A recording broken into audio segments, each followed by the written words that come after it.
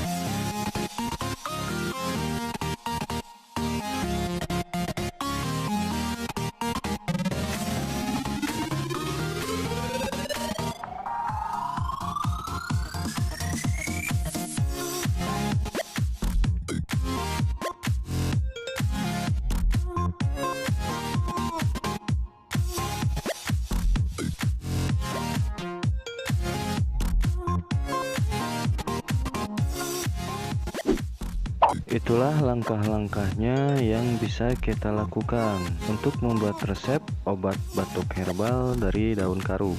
Sebelum pergi ke dokter, kita bisa coba dulu untuk membuat ramuan ini dan dirutinkan untuk bisa diminum setiap pagi dan sore.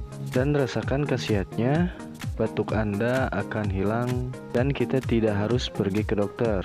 Sahabat Healthy Herbal, semoga video ini bisa sangat bermanfaat untuk kesehatan tubuh Anda. Jika video ini bermanfaat, jangan lupa untuk mengklik tombol subscribe yang ada di bawah dan nyalakan lonceng notifikasinya biar sahabat Healthy Herbal bisa terus update video terbaru dari channel ini. Dan saya ucapkan terima kasih banyak bagi sahabat Healthy Herbal yang sudah mensubscribe channel ini. Karena tanpa dukungan Anda, channel ini bukanlah apa-apa. Dan terus dukung channel ini supaya bisa terus maju dan berkembang dan bisa memberikan informasi-informasi yang bermanfaat untuk kesehatan Anda. Dan terima kasih. Assalamualaikum warahmatullahi wabarakatuh.